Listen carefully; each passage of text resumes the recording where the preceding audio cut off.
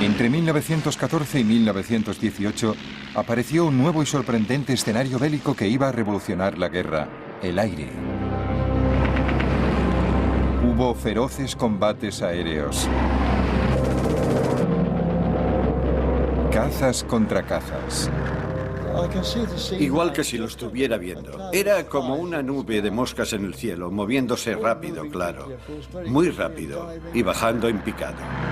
Había accidentes tremendos y la lista de bajas indicaba que casi todos los pilotos morían. Di un beso a mi madre. Lo recogí todo y le dije: adiós, mamá. No creo que volvamos a vernos. Era la actitud que tenías que tomar. Sabías que ibas a morir. La guerra en el aire vio cómo los aviones se las arreglaban para despegar desde una plataforma situada encima de otro aeroplano. Y la invención de un concepto radicalmente nuevo, el portaaviones, dio impulso a una carrera tecnológica. Los diseñadores de ambos bandos intentaban superarse unos a otros. Esa carrera trajo la nueva época de los aviones de combate y de los bombarderos. De una nueva raza de héroes, los ases del aire. Ahora podemos ver esa guerra aérea tal como la vieron los pilotos, en color.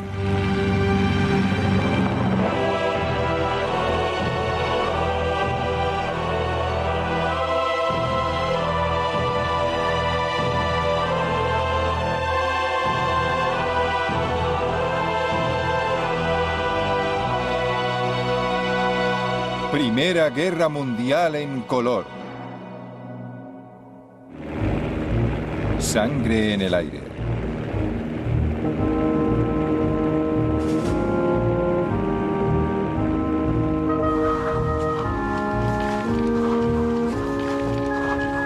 En el verano de 1914, mientras los ejércitos europeos marchaban hacia la guerra, los jóvenes de todo el continente se sentían atraídos por una forma de combate nueva y atrevida. En Gran Bretaña hacían cola para alistarse en lo que se llamaba el Real Cuerpo de Aviación. La edad mínima para ser un piloto en ciernes era de 17 años. El escenario principal para esos pioneros adolescentes iba a ser el frente occidental, Francia, en cuanto lograran pasar de la oficina de reclutamiento. Hasta ese momento no se nos había ocurrido que nadie más hubiera pensado en alistarse en el Real Cuerpo de Aviación.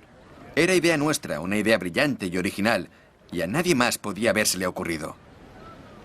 ¿Cuál fue nuestra decepción al ver la larga cola de chicos que esperaban delante de nosotros? Todas nuestras esperanzas, y eran muchas, se esfumaron. ¿Y todos esos también quieren entrar? Parece que sí. Luego el silencio y poco a poco la cola que se iba acortando, y todos mirábamos nerviosos a la cara de los que salían, intentando leer en sus ojos: ¿le habrán aceptado? ¿Me aceptarán a mí?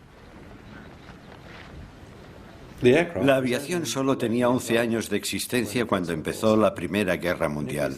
Imagínate, para un chico de 18 o 19 años, al ver esas máquinas, eran los Ferrari de la época, eran los Harrier de la época.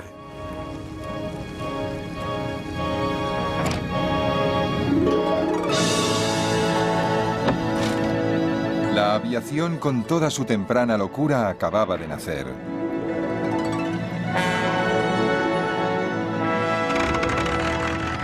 En 1903, los hermanos Wright realizaron el primer vuelo a motor con un Kitty Hawk en Carolina del Norte.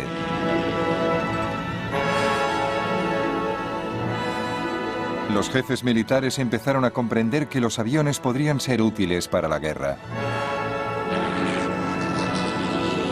En 1909, el francés Louis Blériot cruzó 30 kilómetros de mar, el Canal de la Manga.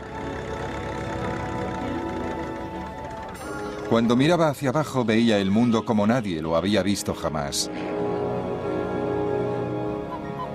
Y ese fue el propósito militar del avión, darle al comandante que estaba en tierra una visión general del campo de batalla. La idea de los reconocimientos aéreos apareció a mediados del siglo XIX con los globos de aire caliente. Y durante la mayor parte de la guerra se siguió usando a los globeros, como les llamaban los británicos, como vigías aéreos. Pero los globos aerostáticos eran un blanco fácil para los atacantes enemigos.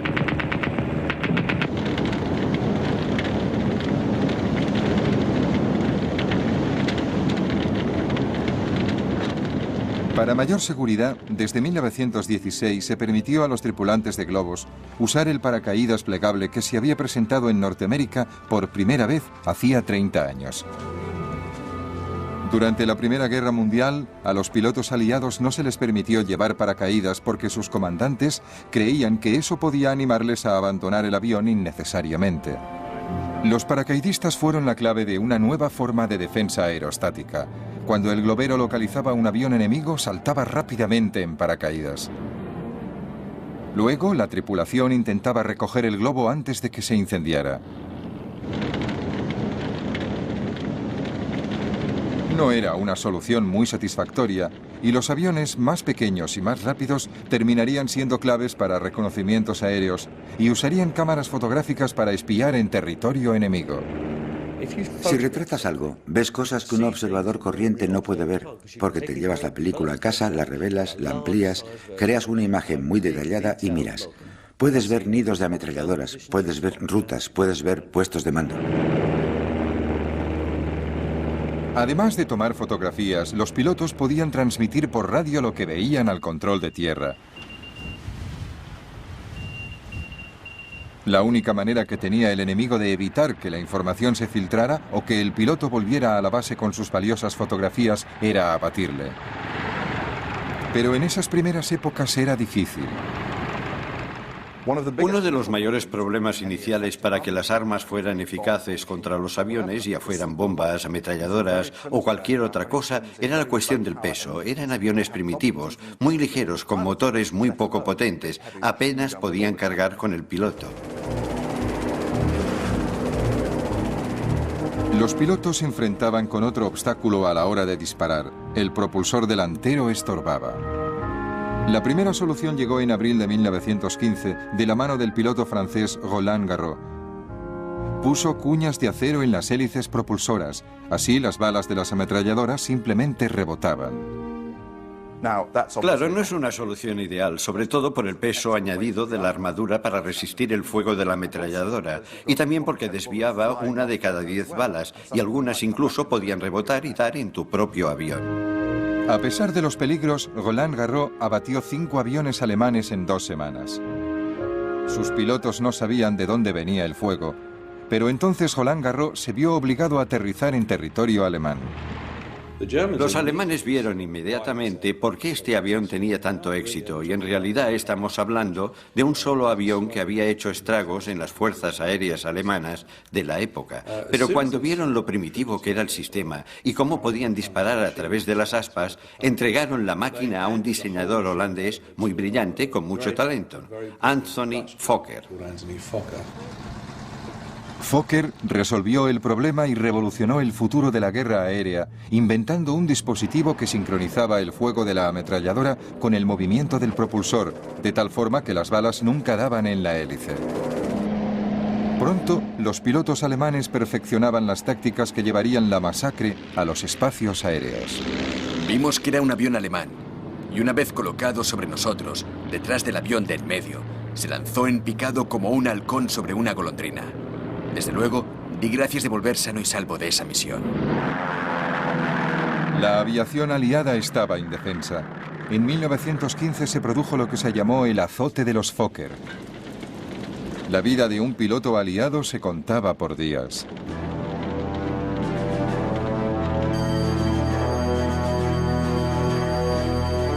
El azote de los Fokker de 1915 estaba acabando con los pilotos franceses y británicos. Pero el ejército necesitaba con desesperación tener ojos en el aire. Cada día llegaban reemplazos a Francia recién salidos de la escuela de vuelo. Cuando llegué a Francia a pilotar un avión de combate, no había volado jamás con el tipo de avión que tenía que cruzar las líneas al día siguiente. Y mucho menos había recibido instrucciones. Algunos salían con apenas 5 horas de entrenamiento. Los 2 chicos con los que crucé el canal y estuve hablando en el barco habían muerto antes de que yo llegara a cruzar las líneas. Están matando a gente cada día. Mi mejor amigo estaba ahí una noche y al día siguiente, en la comida, ya no estaba. Era algo constante. Nunca tenías a nadie a tu lado. Nadie que se alegrara contigo. Nadie que se preocupara de ti si te herían. Estabas solo. Luchabas solo y morías solo.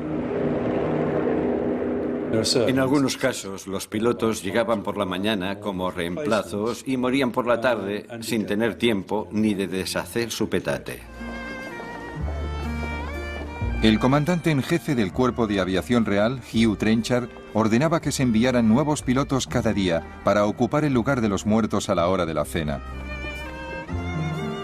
Si los pilotos no ven lugares vacíos alrededor, tienden a pensar menos en el destino de los amigos que se han ido para siempre. Están entretenidos invitando a beber a los recién llegados y haciéndoles sentir a gusto. 1915 fue un desastre continuo para los pilotos aliados. El azote de los Fokker duró 9 meses, y durante esos meses en el frente, la esperanza de vida media de un piloto británico era de solo 11 días. Esperabas que te mataran en cualquier momento. Nunca pensabas en la vida en absoluto. Solamente cumplías con tu deber. La moral estaba muy baja y se oían muchas protestas por lo inadecuado de nuestros propios aviones. Hugh Trenchard sabía que las bajas eran inevitables y que la guerra aérea, en lo que se refiere a los costes en vidas humanas, a las grandes pérdidas que había que sufrir antes de alcanzar la victoria, era igual que la guerra de trincheras. En el verano de 1916, los aliados habían recuperado el terreno en la carrera tecnológica. Sus aviones también contaban con ametralladoras delanteras y aparecieron nuevos modelos más rápidos, más ligeros y más ágiles. El Real Cuerpo de Aviación había doblado sus fuerzas de 12 a 27 escuadrones. El azote de los Fokker llegó a su fin. Para los aliados fue un alivio inmenso, porque entonces el cuerpo aéreo era más necesario que nunca.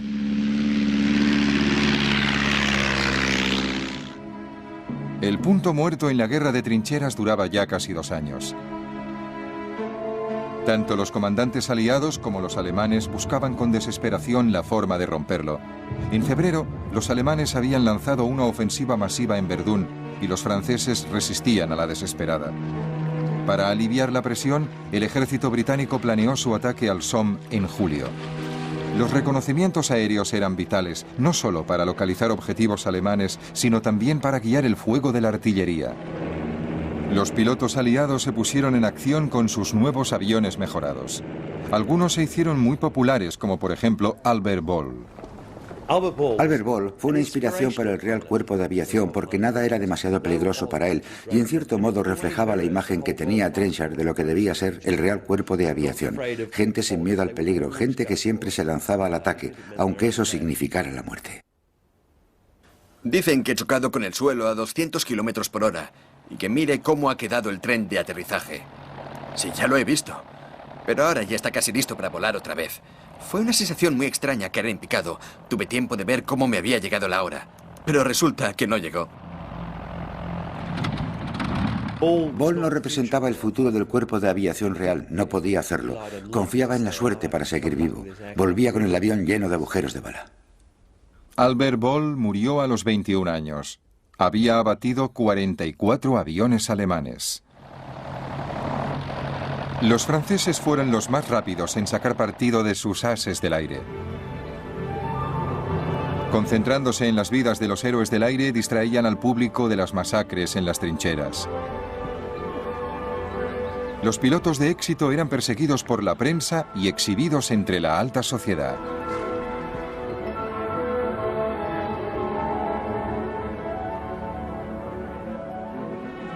Los alemanes también se dieron prisa en ensalzar a sus ases del aire. En los servicios alemanes, esa publicidad se usaba para levantar la moral, pero no solamente la de los pilotos, sino también para crear héroes entre la población, y por eso se publicaba cómo los pilotos competían unos con otros y se concedían medallas por abatir un cierto número de aviones.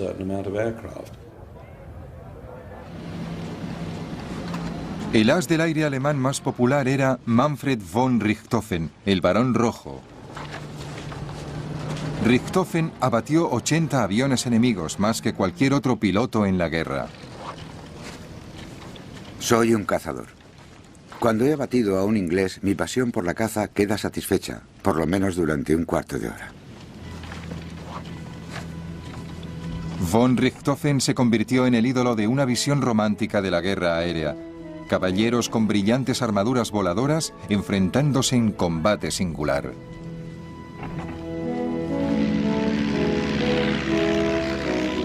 Estar solo. Tener tu vida en tus manos. Usar tu habilidad en combate singular con el enemigo. Era como las justas de la Edad Media. La única esfera de la guerra moderna donde uno aún veía a su adversario y se enfrentaba a él en mortal combate. La única esfera donde aún existían la caballerosidad y el honor. Si vencías, era por tu valentía y habilidad. Si eras derrotado, era porque habías encontrado a alguien mejor.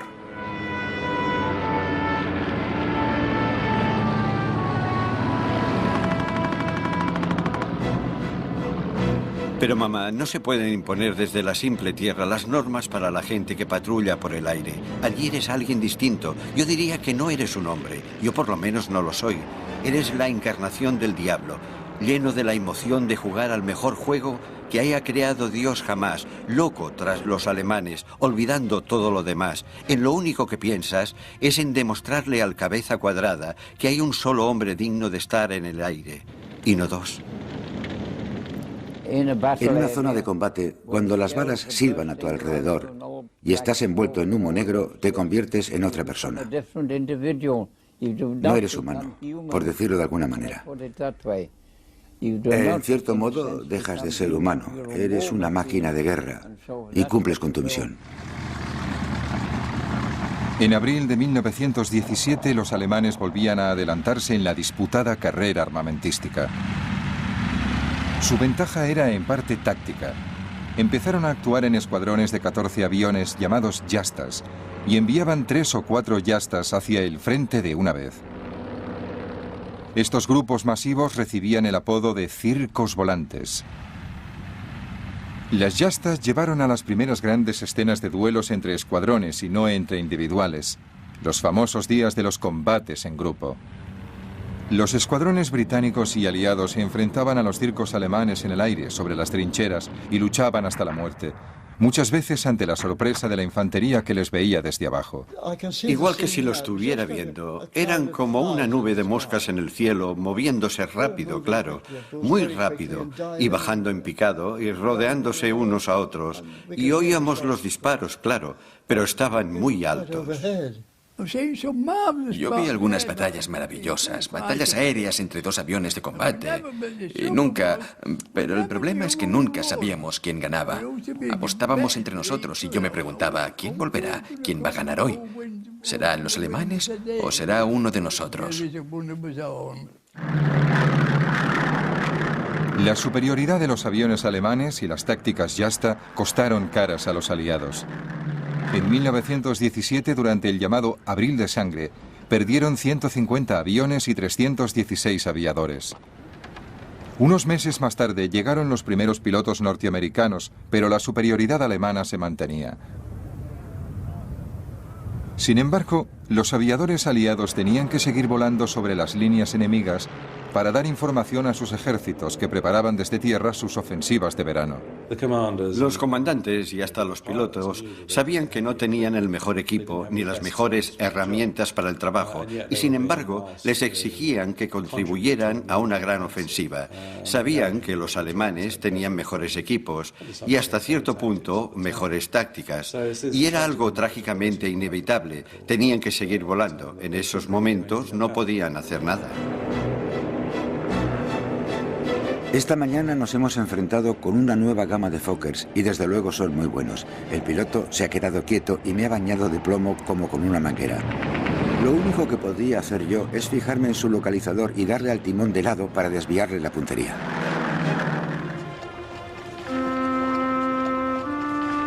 Pero aunque las bajas durante toda la guerra fueron muy altas, los pilotos británicos sabían que eran solo una pequeña fracción de las bajas en tierra, que iban subiendo.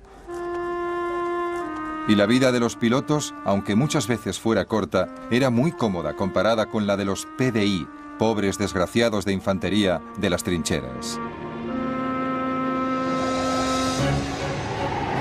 Cuando volábamos a casi 5.000 metros, sentías como una gran exaltación, como si gritaras: «Soy el rey del castillo».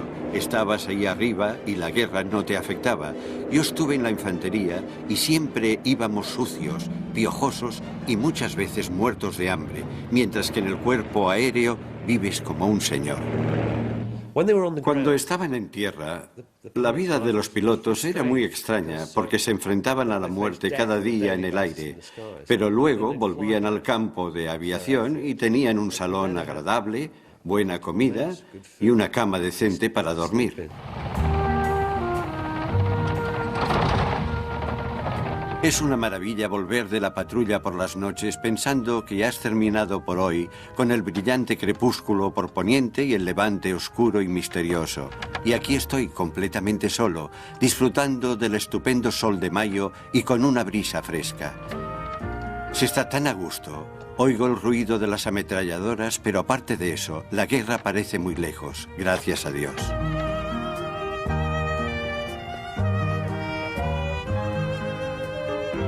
Hemos puesto un entoldado y comemos al aire libre, en un bosque. Se está mejor aquí cuando hace tanto calor como estos días. Aunque nos podría alcanzar el fuego de los cañones, ahora mismo no se nota que hay guerra. Estoy sentado en un bosque a la sombra y lo único que se oye son las ametralladoras que disparan a lo lejos y el gramófono del salón.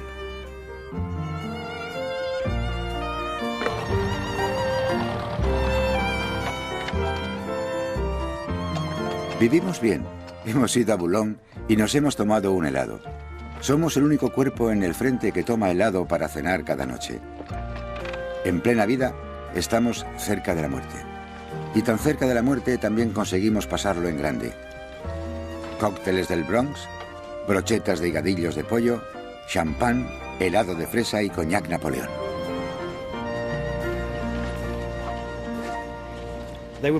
Más que nada eran chicos normales que podían morir en cualquier momento y vivían la vida intensamente. Muchos de ellos sufrían de los nervios a medida que pasaba el tiempo y veían que se acercaba la muerte. Este verano ha hecho un calor tremendo y teníamos que volar muchas horas. Todo eso afectaba a los nervios de los que tenían que volar. Recuerdo que mi compañero de cuarto pensaba lo mismo y los dos nos quedábamos despiertos a oscuras pensando en la patrulla del amanecer al día siguiente. Al final no pudimos soportarlo más y nos confesamos uno al otro nuestro miedo y malos presentimientos. Encendimos las velas y luego nos sentimos un poco mejor y de alguna forma conseguimos pasar la noche igual que tendríamos que pasar el día siguiente. Un piloto vivía atormentado por una pesadilla, una cara. La cara parecía vaga y distante, y poco a poco se acercaba hasta que la nariz de la cara y la de él estaban casi juntas y se miraban. Nada más, solo se miraban. Entonces se despertaba y ya no podía dormir. ¿Quién era? ¿Alguien a quien había matado? ¿O era el hombre que le esperaba bajo el sol?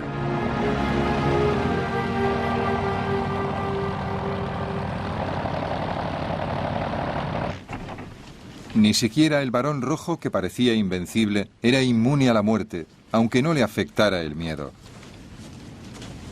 La muerte era una perspectiva casi agradable, por lo visto. Una muerte gloriosa, luchando y volando hasta la última gota de sangre, la última gota de combustible, el último latido del corazón y el último rugido del motor. Una muerte de caballero andante a la salud de sus colegas, amigos y enemigos. Irónicamente, el Barón Rojo, as del aire por excelencia, no fue abatido por un avión aliado, sino por un cañón desde el suelo.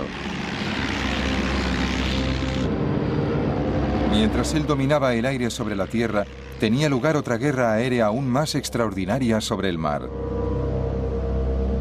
Al principio de la guerra, los alemanes llevaban ventaja. Sus cepelines les permitían atravesar todo el Mar del Norte. Los británicos contraatacaron con su propia nave, el Vigía submarino.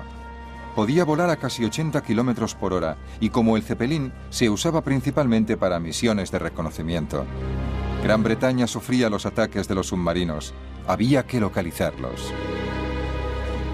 A principios de 1915 se pidieron voluntarios a la Marina para formar un nuevo cuerpo aeronaval.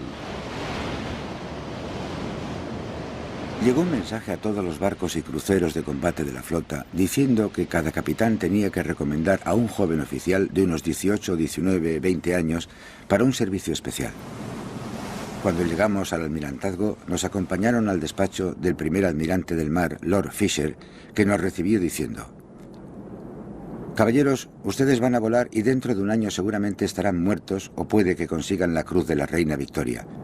Pero se les ha seleccionado para iniciar un nuevo servicio aéreo que contrarrestará la amenaza de los submarinos que sufrimos en esta guerra.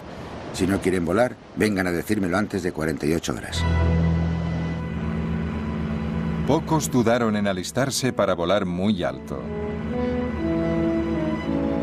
Pilotar un avión en un día hermoso era un auténtico placer. Sentías que el cielo era todo tuyo. Podías ir donde quisieras dentro del alcance del barco. Volar a la altura que quisieras, a la velocidad que quisieras.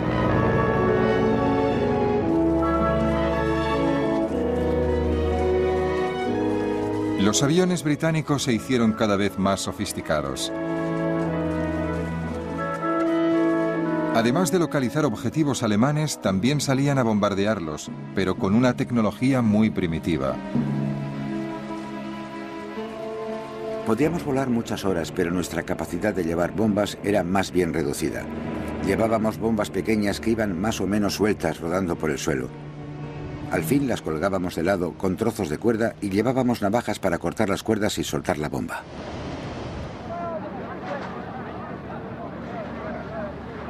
Los globos aerostáticos, por elegantes que fueran, no eran precisamente eficaces.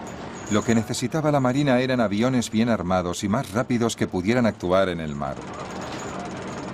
El motivo principal seguía siendo la necesidad de acabar con los submarinos alemanes. En 1915 Alemania había declarado la guerra submarina sin restricciones y atacaba sin previo aviso a cualquier barco mercante que se dirigiera hacia Gran Bretaña. Ya habían hundido cientos de barcos. Una grave amenaza para Gran Bretaña que dependía del comercio para sobrevivir. Aunque los submarinos atacaban desde debajo del agua, tenía que pasar la mayor parte del tiempo en la superficie. La mejor manera de localizarlos era con aviones, que también podían servir para hundirlos. Pero para conseguir que esos aviones primitivos y de poco alcance cubrieran grandes extensiones de océano, había que superar una serie de grandes retos tecnológicos. La mayor contribución del servicio aéreo de la Armada Real fue ser pionera en el uso de aviones en el mar. Al principio de la guerra, los aviones eran hidroaviones. Esos aviones llevaban flotadores de madera atados a las ruedas para poder despegar y aterrizar sobre el agua. Pero levantar esos hidroaviones en el aire era un trabajo muy pesado. Para colocar el hidroavión en la superficie del mar, había que detener el barco y usar una grúa para depositarlo en el agua. Era un sistema complicado, una pérdida de tiempo y de energías. Para despegar de la superficie del mar se gastaba mucho combustible. Los flotadores eran pesados y reducían mucho la velocidad del avión. Y luego, para volver a subir el avión a bordo, había que repetirlo todo a la inversa. Aterrizar con el avión en el mar, detener el barco y levantar el avión hasta cubierta. Era una imagen sorprendente.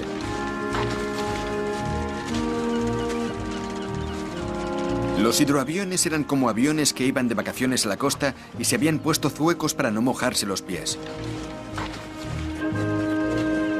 Cuando veían pasar alguno por encima, muchos decían: por ahí va con sus botazas.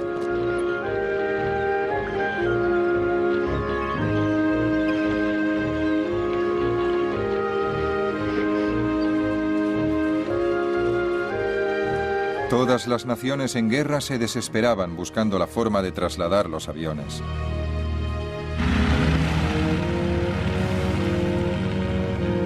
Esta era una primitiva versión rusa. La solución rusa era remolcar los aviones en el mar. Estaba muy bien cuando el mar estaba en calma, pero en caso de tormenta no servía. En cuanto a los alemanes, su flota casi nunca salía a mar abierto, así que los aviones de la Armada se lanzaban desde pasarelas. Pero volar era complicado para los pilotos de todos los países. Lo que más me preocupaba era marearme en el mar. No había estado nunca en un barco, solo alguna vez había salido a remar en barca en días muy tranquilos y creía que todo el mundo, menos los marineros muy expertos, se mareaba en cuanto había el más mínimo movimiento. Después de correr un buen rato, tirabas con todas tus fuerzas y con mucho esfuerzo y algo de suerte conseguías levantarte hasta 90 o 100 metros, aunque en una ocasión la hoja de ruta dice que llegamos a alcanzar los 360 metros.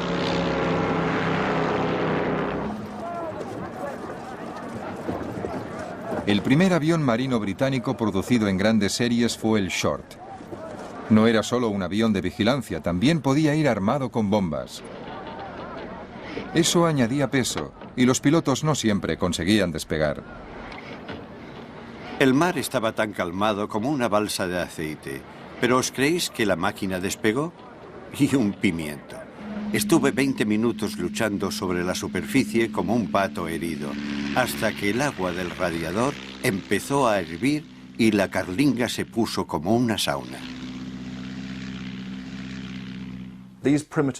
Esos aviones primitivos no podían despegar a no ser que el mar estuviera muy tranquilo. Solo podían despegar y ser repescados cuando el mar estaba absolutamente llano. Y claro, eso en el Mar del Norte pasa muy pocas veces. Otra respuesta a la amenaza de los submarinos fue construir aviones con un alcance mucho más largo, que podían despegar desde un puerto tranquilo, y así nació el barco volador. En 1917 un barco volador hundió su primer submarino, pero sus pilotos no tenían apoyo. Personalmente, considero que las batallas de barcos volantes eran mucho más desesperadas que las que se libraban en el frente francés. Lo digo porque, además de los riesgos habituales del combate, había que hacer un largo viaje sobre un mar desierto antes y después de la lucha. El Mar del Norte es muy peligroso. La niebla, las marejadas, las nubes bajas son más habituales que los días buenos. Siempre sabías que si te fallaba el motor o tenías cualquier problema tonto, era casi seguro que te ibas a ahogar, con muy pocas probabilidades de que te rescataran.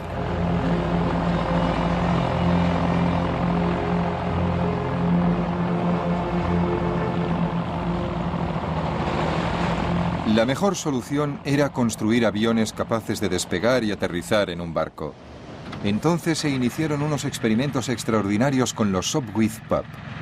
Cuando el piloto tenía que despegar, se montaba rápidamente una plataforma con planchas desde la torreta hasta los cañones de popa. Con los cañones inclinados de cierta manera, la pendiente de la plataforma era suave y descendente. Así, el avión tenía un recorrido de 25 o 30 metros.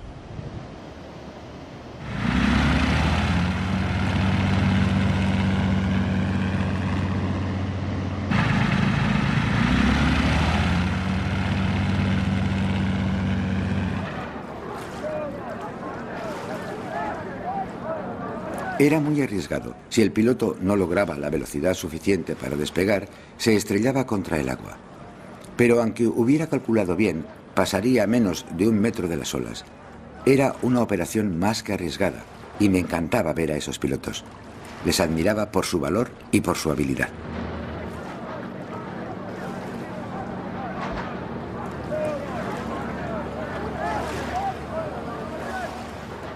El Servicio Aéreo de la Armada Real tuvo la suerte de contar con muchos innovadores, gente que tenía una curiosidad insaciable por ver lo que se podía hacer con un avión. Y esos experimentos llevaron al Servicio Aéreo de la Armada Real a volar en un reino completamente distinto. El resultado inevitable de esos experimentos fue el desarrollo del portaaviones.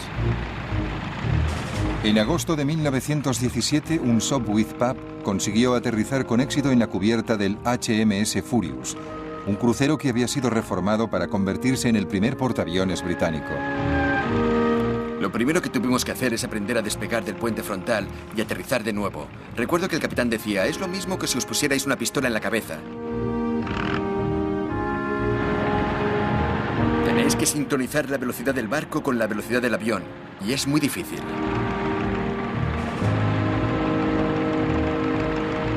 Pero a pesar de las dificultades, había nacido un nuevo tipo de arma. A principios de 1918 se lanzó el primer ataque de un portaaviones desde HMS Furious. Sus aviones, que despegaron sobre la cubierta, bombardearon y destruyeron los zeppelines alemanes en Torbium. Se trató de un hecho pionero en la historia del arma naval. El portaaviones alcanzó la mayoría de edad en esa batalla.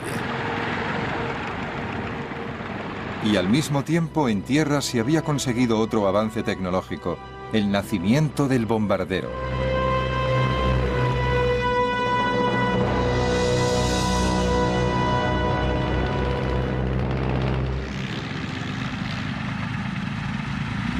En el verano de 1917, los pilotos aliados en el frente occidental habían vuelto a ponerse a la altura de la tecnología alemana. Ambos bandos empezaron a prestar más atención que nunca a un nuevo fenómeno. Desde el comienzo del conflicto, los aviones se habían usado para bombardear solo esporádicamente. Sin embargo, ahora muchos aviones antiguos de reconocimiento empezaron a ser transformados en bombarderos. Se les adaptaron unas fijaciones especiales para las bombas, y en 1917 eran de uso habitual entre los aliados. Venían en una caja media docena de bombas envueltas en algodón en rama. No teníamos instrucciones, así que cogíamos las bombas, las desenroscábamos y cuando queríamos un detonador, yo decía, Charlie, pásame un detonador. Practicaba el lanzamiento de bombas de día y de noche, hiciera el tiempo que hiciera, con viento, desde cualquier altura hasta 750 metros. En el centro del aeródromo había un círculo grande pintado con tiza y el ejercicio se daba por bueno si la bomba caía dentro del círculo. Las bombas se usaban para estorbar los movimientos de las tropas enemigas. Siempre intentaban atacar puentes, vías de ferrocarril, estaciones, empalmes de vías de tren, cualquier cosa que impidiera moverse al enemigo.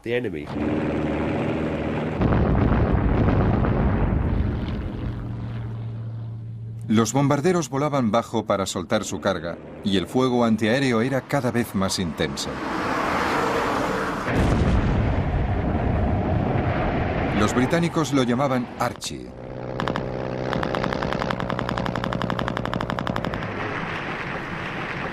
Pero intentar abatir un avión desde el suelo es difícil. Venían tan rápido que cuando habías cargado el arma, ya se habían ido. Solo podías tocarles si sabías por dónde venían, si te encarabas a esperarlos. Entonces, cuando aparecían, a lo mejor, tenías una oportunidad de dispararles, de pegarles un tiro. ¿Es que se movían tan rápidamente?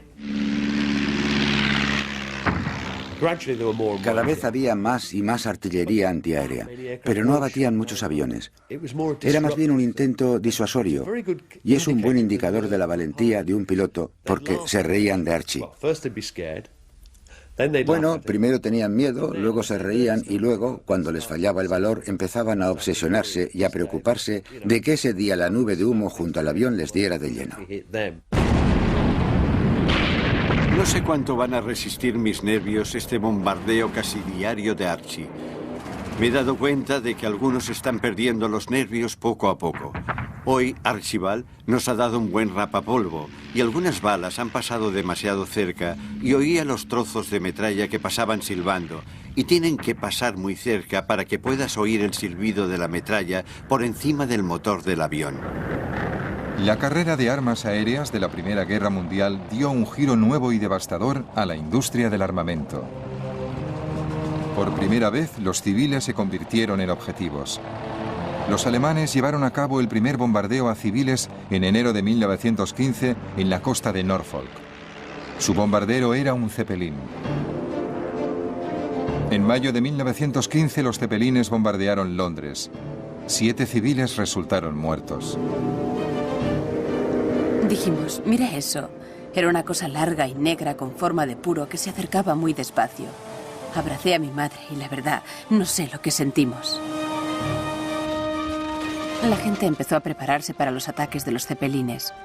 Contaban que un comerciante en vinos alquilaba una de sus bodegas y mucha gente que conocíamos acondicionaba el sótano y dormían allí con los abrigos y las bolsas con las cosas de valor al lado. Al principio, los ataques de los cepelines contra Gran Bretaña tuvieron un gran efecto psicológico porque desde la época medieval siempre se ha visto Gran Bretaña como una isla fortaleza segura. Nadie podía tocarnos mientras conserváramos el dominio de los mares.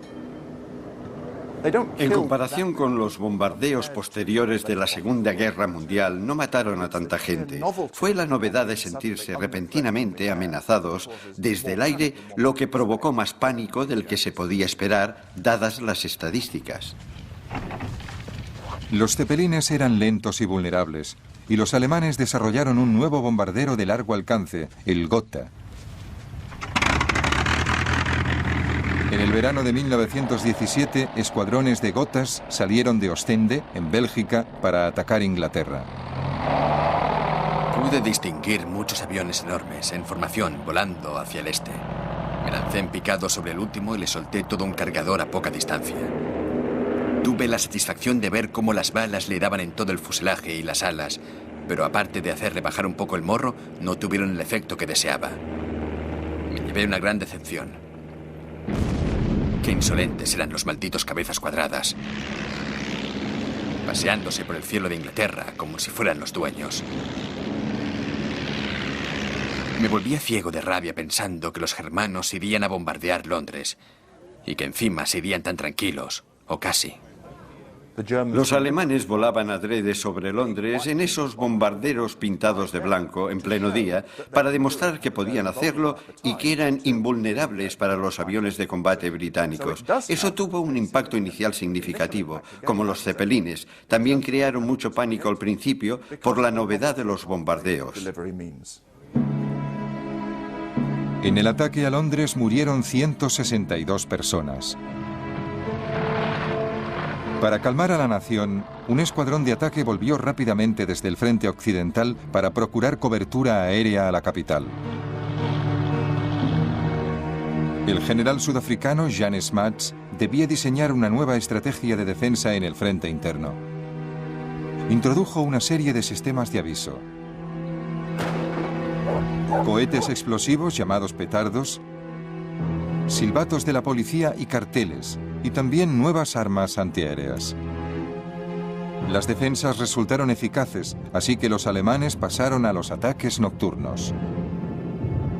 La pobre Mary es muy nerviosa, así que la escondimos en el pasillo del primer piso, en un lugar muy seguro, y luego Phyllis y yo nos escapamos a la ventana del tejado. Nunca había visto nada igual. El cielo parecía lleno de bombas. Luego se sintió un silencio de muerte, espantoso después de tanto ruido. Y luego, viniendo del este, oímos los motores de los aviones. Por poco nos matamos intentando verlos, pero con la niebla no veíamos nada.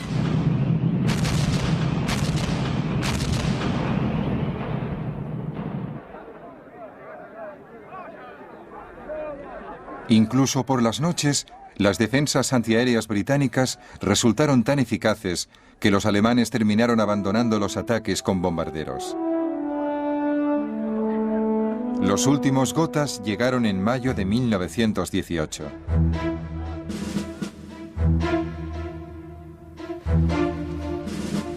Los británicos también habían desarrollado sus propios bombarderos como el Handley Page, que tenía autonomía para atacar objetivos en Alemania. Estas nuevas máquinas voladoras llevaron la guerra a un nivel desconocido. En En 1918 el general Smuts escribiría proféticamente: según las previsiones actuales, no hay límites a la escalada del futuro uso independiente de la aviación para la guerra. Y es posible que pronto llegue el día en que las misiones aéreas, con su capacidad de devastar tierras enemigas y destruir centros industriales y de población a gran escala, se conviertan en las principales misiones de una guerra. Lo más distintivo de las misiones aéreas de la Primera Guerra Mundial es lo rápido que evolucionan. Empezamos con técnicas muy primitivas, globos de observación y pequeños aviones. Al final de la guerra ya había bombarderos estratégicos, escuadrones de aviones de combate, portaaviones y toda la gama de fuerzas aéreas que se desarrollaría durante el resto del siglo. A pesar de todos los cambios tecnológicos y estratégicos que había detrás, la lucha en el aire se reducía a individuos en sus aviones, enfrentándose en un combate singular de nuestros tiempos. El coste para ellos fue muy alto. Es posible que murieran miles de pilotos, y no millones, como en las trincheras, pero sus posibilidades de sobrevivir también eran muy pocas. La muerte de un as del aire, un norteamericano llamado Raoul Loveberry, resumía cómo se veían a sí mismos. Su canción reflejaba lo que el piloto sabía, que su vida era emocionante, pero corta. Bajo las vigas que resuenan, las paredes están desnudas. Se oyen los ecos de unas risas. Los muertos están ahí. Sostened firmes la copa. El mundo es una mentira. A la salud de los muertos y viva el próximo que muera.